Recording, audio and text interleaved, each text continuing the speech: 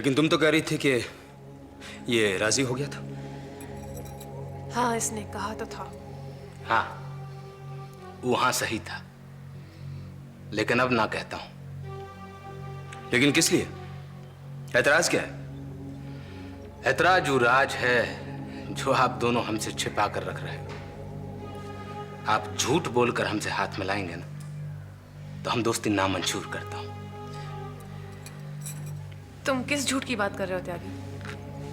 मैं बताता हूं।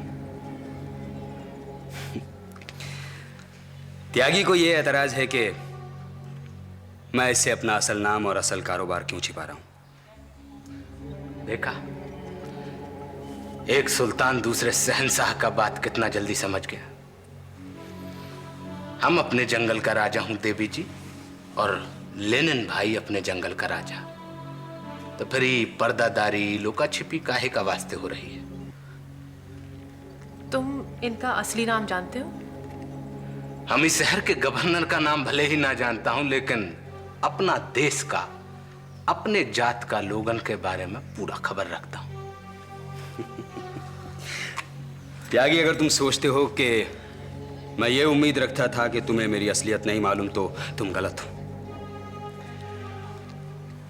मैं इस मुल्क में आया हूं दिनेश शाह डायमंड मर्चेंट की हैसियत से। लेनिन जो मगरमच्छों का शिकार करता है, अगर उस हैसियत से आया होता तो ये करण नाम की छोटी सी मछली का शिकार करने के लिए मुझे तुम्हारी दोस्ती की जरूरत नहीं पड़ती। यही ताजुब हमका हो रहा है कि लेनिन जैसा आदमी के लिए ऐसा काम मजबूरी आ गया कि वो दिनेश शाह का चोला पहनकर घूम रहा है। मजबूरी है त्यागी, मजबूरी है। मजबूरी यह है कि इस शहर में मेरी मां और बहन भी है। लेनिन का बारूद जो पहाड़ को भी धूल करने की तासीर रखता है, इस करण जैसे पत्थर को तो लेनिन कब का बाएं हाथ की चुटकी से मसल चुका होता और करण रंजना देवी का इतिहास बन जाता। लेकिन अगर मैं अपने बारूद का इस्तेमाल करता हूं तो मुमकिन है कि उसमें मेरी बहन और मां की इज्जत भी खाक हो जाए।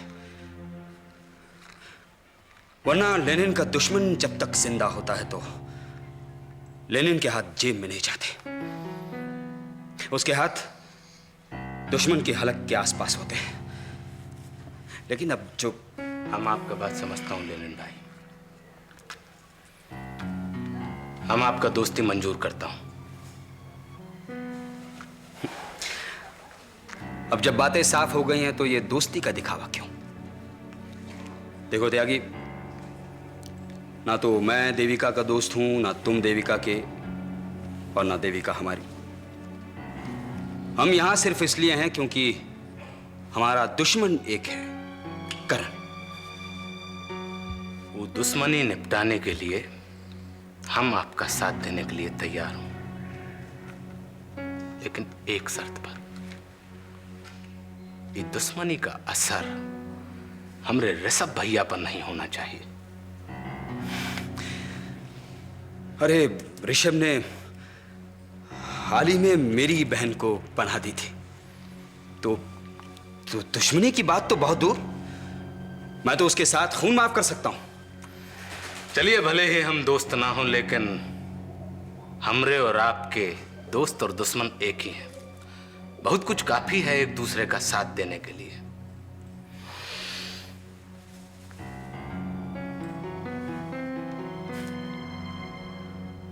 ये देख, तेरे लिए साड़ी लाई हूं। मेरे लिए मेम साहब? अच्छी लगी?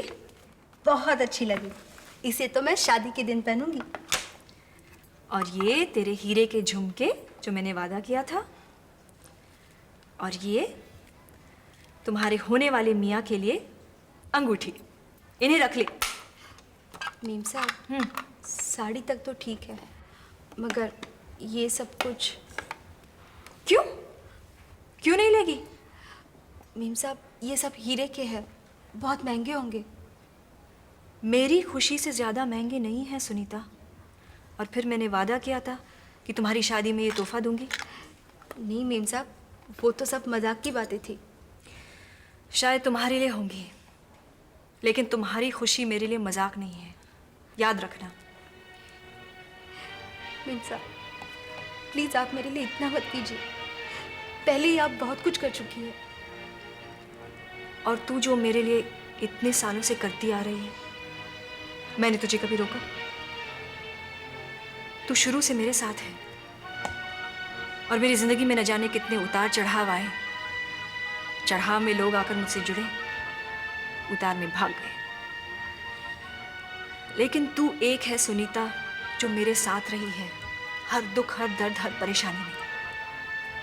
क्या मैं तेरी खुशी में चार चांद नहीं लगा सकती हूँ? इतना तो मेरा हक बनता है। आज की तारीख में तू मेरी जिंदगी, मेरे परिवार का हिस्सा बन चुकी है, और जो थोड़ा बहुत मैं कर पा रही हूँ वो कर रही हूँ बस। मेम साहब आपने जो कुछ किया है उतना तो ऊपर वाला भी नहीं करता। ऐसा नहीं कहते। क्यों नहीं कहते? मैं चिल्ला चिल्ला कर कहूंगी कि मेरी मेम साहब मेरे लिए भगवान से ज्यादा है। पगली चुप। हेलो, हाँ बोल रही हूँ। हाँ जानती हूँ। क्या? नहीं नहीं, ये नहीं हो सकता। हे भगवान, क्या हुआ? मुझे अभी अभी खबर मिली है कि गोदाम में जो आग लगी थी उसमें कुछ मजदूर भी बुरी तरह जल गए थे। ये बात तो मैंने भी सुनी थी और मुझे पता तक नहीं, या मुझे जानबूझकर बताया नहीं गया। Hello inspector, I am Sunil Verma. Oh hello. Hi Karan. पता चला तुम्हें? इन लोगों ने नीतू को गिरफ्तार कर लिया। क्यों? वो शहर की सरहद छोड़कर बाहर जाने की कोशिश कर रही थी। बम्बई से बाहर जाना चाहती होगी, इसमें गुनाह क्या है? करण, ये उनके लिए गुनाह है जिन्हें कानून ने जमानत पर रिहा किया होता है। उन्हें केस खत्म होने तक शहर से बाहर जाने की इजाजत नहीं होती है। अगर किसी मजबूरी में वो जाना चाहे तो कानून उसकी इजाजत देता है। लेकिन नीतू मल्होत्रा ने इस तरह की कोई इजाजत नहीं ली थी। Come on, she is just a kid. भूल गई होगी। हो सकता है कि वो फरार होने की कोशिश कर रही हो। क्या बात कर रहे हैं आप? वो फरार क्यों होगी? करण, करण प्लीज, भूलने की सहूलियत कानून में नहीं होती। ऐसे कई केसेस हुए हैं जहां पर जो मुजरिम है, जिन्हें जमानत दिया गया है, वो भाग चुके हैं। फिर क्या करेंगे आप? I think Sunil is right. अब इन्हें कौन समझाए कि मेरी बच्ची मासूम है। जो हरकत उसने की है अपने बचपने की वजह से, ये कहां समझेंगे वो। माफ कीजिएगा महीन बाबू, उस पर हत्या का आरोप है। वो आरोप गलत साबित कर दिया जाएगा।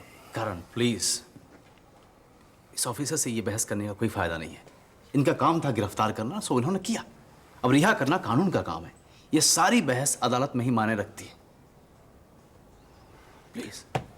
करण, मुझे ऐसा लगा कि तुम ये न्यूज़ सुनकर यहाँ आए। नहीं, मैं वो जो आग लगी थी उस केस के बारे में कुछ जानने आया था। हाँ, कुछ पता चला? करते हैं, मिल के बात करेंगे। फिलहाल आप इस नीतू के केस में निपटा लीजिए। किसी भी मदद की आपको कभी भी जरूरत पड़े, I am always there. Okay, I will get in touch with you. हाँ जी यादव साहब, क्या मैं अपनी बेटी से मिल सकता हूँ? कैन आई सी हर? या यू कैन सी।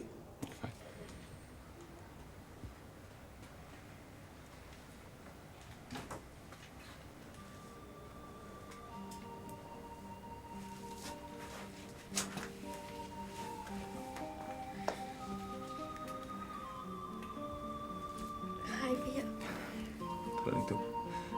कैसी हो? मेरी जरा सी लापरवाही ने आप सबको परेशान कर दिया ना। कैसी बातें कर रही हो तुम? तुम्हारी इस परेशानी के सामने हम लोगों की परेशानी कुछ भी नहीं है। भैया, जैसे घर का एक आदमी अगर बीमार हो जाता है और हॉस्पिटल पहुंच जाता है तो उसकी वजह से पूरे घर को परेशानी झेलनी पड़ती है। और ऐसे में तो औरों की सिंपैथी भी होती है, दूसरे लोगों के साथ तुम अपना दर्द भी बांट सकते हो। मगर जो मेरे साथ हुआ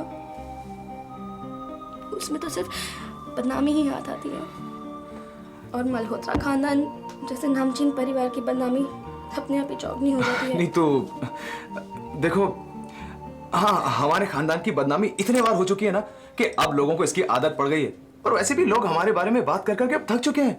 लेकिन तुम क्यों इन बातों में पड़ती हो?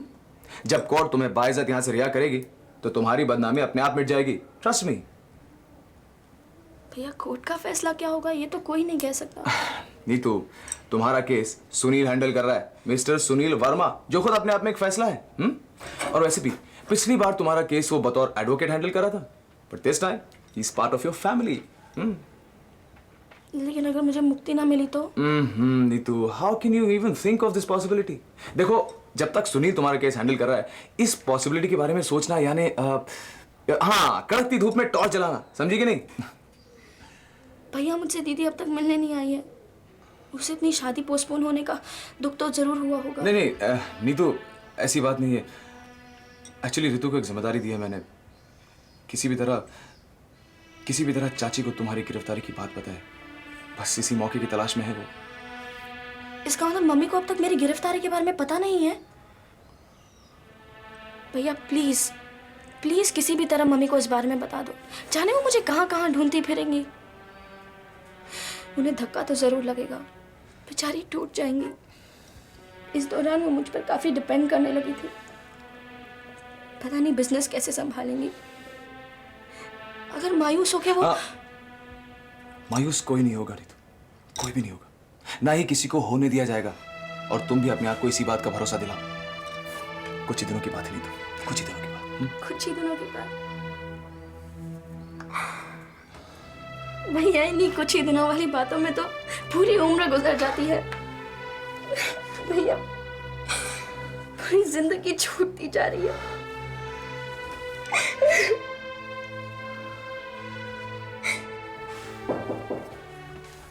Come in.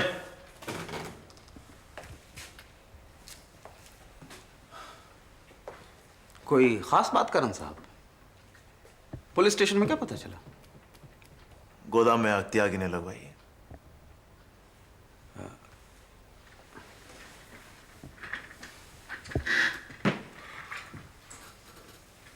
पुलिस वालों को इस पे पूरा यकीन है?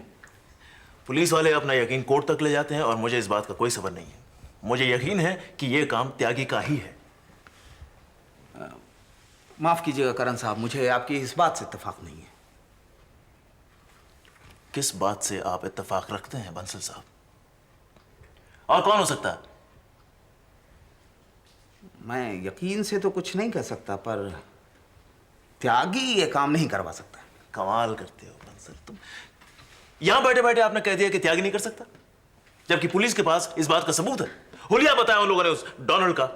गोदाम के आसपास देखा गया था उस दिन रात को वो। ये डोनाल्ड वही है ना जिसे आपने त्यागी के खिलाफ किया था? उसी रंजिश में तो त्यागी ने आग लगवाई उस गोदाम में। उसके बाद करण साहब, त्यागी और डोनाल्ड में मनमुटाव हो गया था, और मुझे नहीं लगता कि त्यागी डोनाल्ड को इतना बड़ा काम सौंपेगा। क्या कहना क्या चाहते हैं आप? त्यागी और डोनाल्ड में झगड़ा हो गया था, और त्यागी के मुताबिक डोनाल्ड उसका आदमी कम, आपका आदमी ज्यादा। यानी अपने गोदाम में मैंने खुद आग लगवाई है? मेरी बात समझिए करण साहब। हाँ। त्यागी डोनाल्ड को यह काम सौंप ही नहीं सकता है, और इस मौके पे जबकि वो इतनी विपत्तियों और आपत्तियों के बीच फंसा हुआ है, वो इतना बड़ा कांड नहीं करवा सकता। मुझे लेक्चर मत दो, मुझे लेक्चर नहीं चाहिए तुम्हारा बंसल। मैं छानबीन का खेल खेल के टाइम पास नहीं कर रहा हूं। गोदाम की आग अब तक मेरे अंदर लगी हुई है। त्यागी मेरा दुश्मन है और मुमकिन हो सकता है कि उसने ये आग लगवाई हो। मुझे त्यागी मेरे कब्जे में चाहिए। ठीक है, पर यह काम थोड़ा मुश्किल होगा।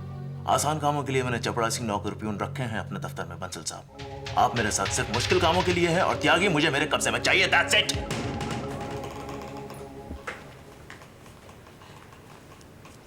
लेनिन, ये मैं क्या सुन रही हूं?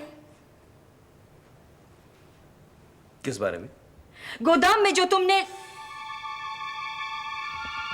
स्वीटलाना, तुम जरा सी लापरवाही बरतोगी तो मेरा सारा प्लान खटाई में पड़ जाएगा। जहन्नुम में जाए तुम्हारे प्लान्स।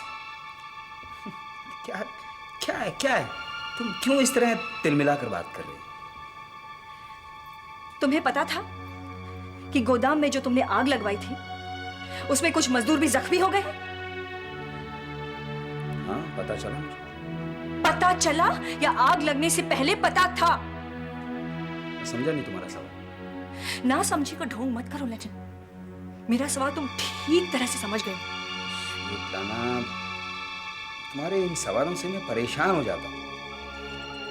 हर बात की सफाई देनी पड़ती है मुझे। देखो, मैं एक लड़ाई अपने तरीके से लड़ रहा हूँ और मुझे वो लड़ाई अपने तरीके से लड़नी है। तुमने दिया नहीं, लेकिन मुझे मेरा जवाब मिल गया।